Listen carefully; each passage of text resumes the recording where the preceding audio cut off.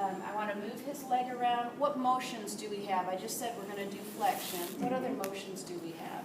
Extension. Okay, extension, so when it's straight out, what else? Abduction. Okay, so I can flex it, I can abduct it, and I'm also externally rotating it as I do it. So this would just be the general scan. I'm just moving his hip to feel what it feels like there. So actually, I can even feel what it feels like at the end, and his feels soft for flexion, okay? I can feel for all of them, feel what that feels like, okay? So next, what we're going to do is we're going to find the greater trochanter, and we're going to take a measurement. For hip flexion, he looks like he's up to something. What? He's just trying to one-up me. So what he's trying to do? Yeah. Okay. So for hip flexion, what we're looking at is his ability to flex his hip. He can bend his knee when he does this. He's allowed to bend his knee. And so our axis is going to be over the greater trochanter. Our stationary arm is going to be stationary to his trunk. And then, of course, the movable arm is going to follow the femur as he does the movement. Okay? So would you pull his shirt up and expose it? Yeah, actually, I do. I want to see right in here. He's got another shirt. And then he's probably got another one under that. So, okay. So, I'm going to do this.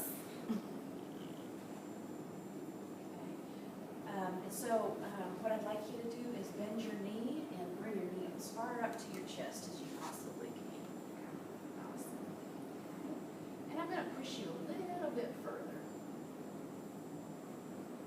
Great, and just relax. So actively, was that greater than 90? Yeah, it was, so I know where to read. So he was at 105 degrees, and then I passively pushed him to 118 degrees of flexion. Okay. What plane is that?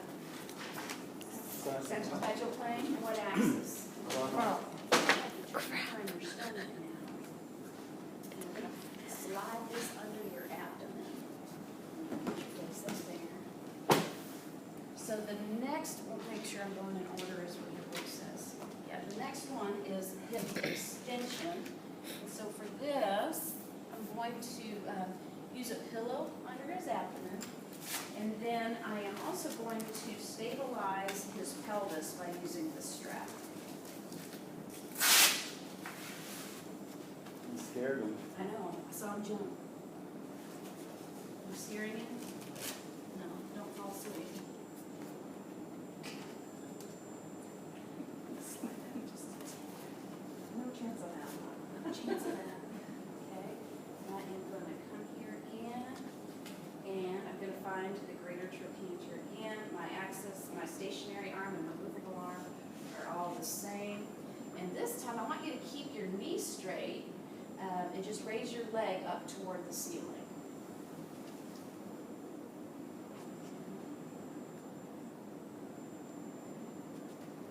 Good.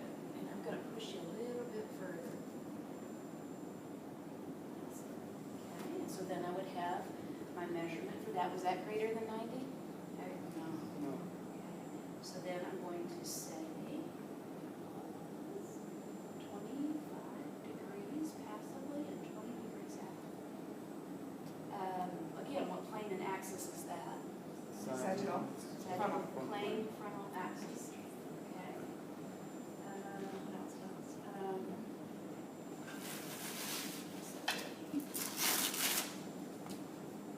Somebody read that one. Does it say that his knee has to stay in extension? For extension.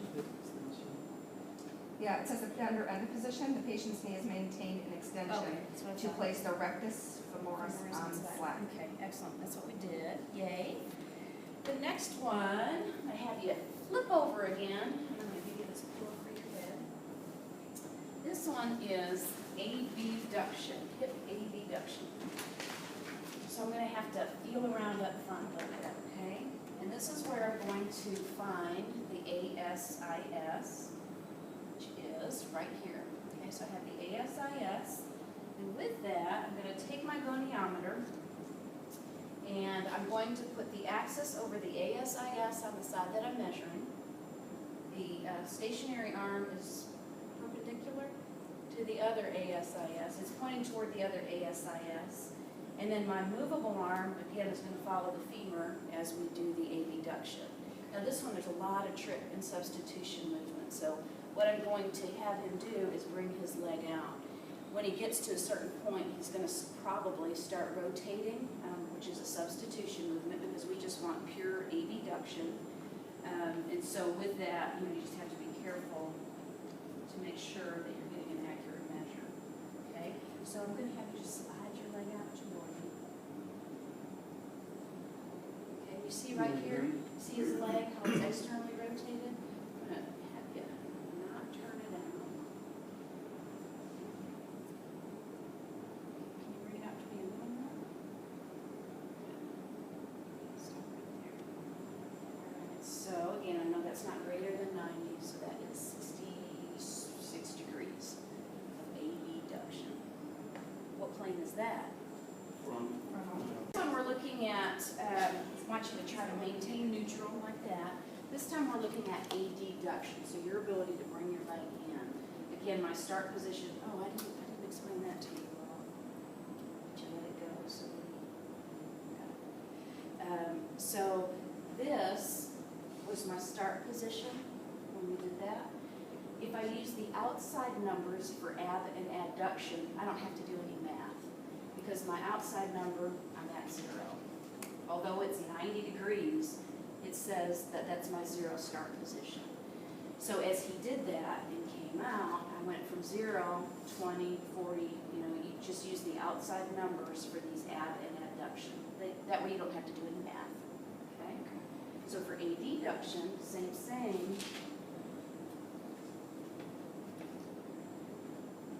This time we're going to have you bring your leg in toward the other leg.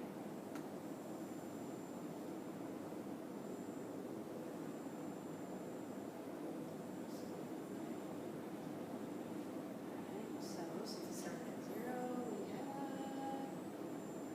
29 degrees. The reason I moved his other leg over and put it on that stool was so that we could abduct, right? Plane and axis for that would be, From 20 sides of let's bring that leg back up.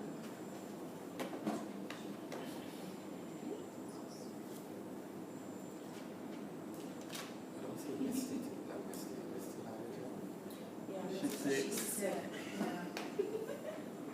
She has some Canadian thing.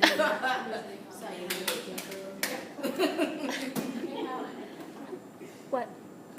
Oh. Do you have to do the funny lips too? Now, we're going to look at internal and external rotation. Slide this under you. Remember when we did the elbow, shoulder, we did the shoulder internal and external rotation? You were laying on the mat and we were doing it like that. We needed a pillow to get the olecranon process lined up with the humeral head. That's what we're doing here. We're getting the patella lined up with the greater trochanter by using the towel. So she's raising it up, getting it parallel. Okay? So if I were to ask you to bring your leg in like this, what movement is happening at the hip? External rotation, right? It's externally rotating. So come back. If I had him bring his leg out like that, it's internal rotation. All right, so this is telling me a lot about where my axis is going to be placed. And if this is what's moving, that's going to be where my movable arm is, right? And then my stationary arm is going to stay perpendicular to the floor. Okay. I also need to stabilize his leg. And it may even say that I might come here, so I want to make sure you're seated upright. I may even need to stabilize his pelvis. But we'll see how he does. So let's do external rotation first. So I'm going to have you bring your foot in as far as you can go.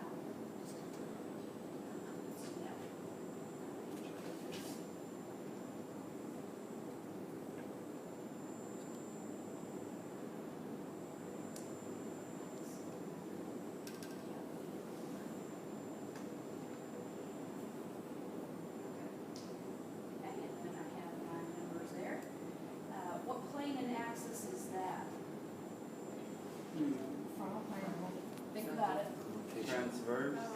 Oh, His hip is And- rotating And as we're doing that. vertical axis. There's an alternate way to do this on 276. She has him laying down, prone. What is it? Do what? I was just missing. What is it? horizontal plane, vertical Uh-huh. axis? On page 276, there's an alternate test method where I could have the patient prone and have him flex his knee at the end of the plinth. It's just easier the way I did it. Okay, we are going to do one of these muscle length measurements, and that's going to be that of the hamstring. So on page 278, passive straight leg raise, that's what we're looking at. So I'm going to have you lay on your back.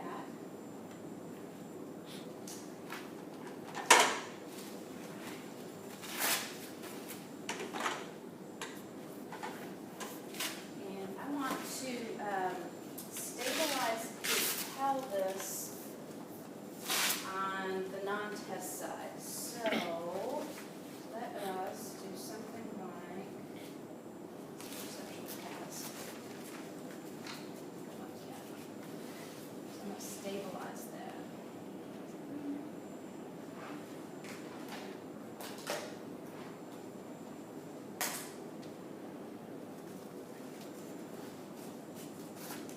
Okay, is that too tight? That's okay. All right, so I'm holding that non-test leg down. I'm going to use my goniometer to do this measure. So my start position is the same as when we did hip flexion, but with hip flexion, he was allowed to bend his knee. Right now what we're looking at is the length of the hamstrings, which are muscles. And so I want him to keep his knee straight, okay? And I am passively going to move him through this range of motion.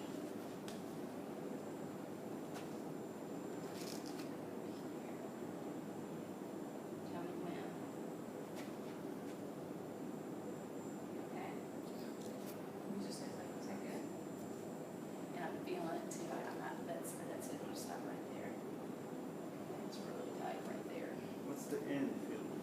The end feel with his knee in extension, it's a tight end feel because we're looking at that muscle length. I'm not able to go to the end of the range of motion, but when I did his hip flexion, when I allowed him to bend it, that end feel was soft because it was muscle against muscle. Muscle, right? It's all muscle. So you're gonna say firm?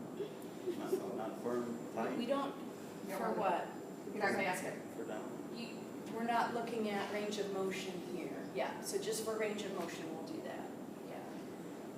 So for his hamstring length, we're going to put that in degrees, and we will say 78 degrees.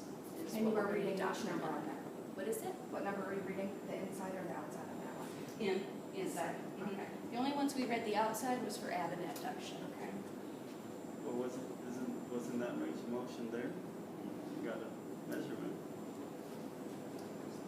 Motion, no. I was assessing, I could do it a couple ways, hamstring length. I could do this and I could measure the tip of his fingers to the floor, and we could use that as a way to measure hamstrings. But how we're gonna do it is we're gonna do it this way by taking a degree measure. No, it's not range of motion because we're keeping his knee in extension and we're just looking at how far can he go with the hamstrings. How long are they? I bet you someone like Tegan, I bet maybe, are you really loosey-goosey? I know Tegan, because she dances, she's going to have much more movement. Helen, yeah, but Helen dances like, you dance. No,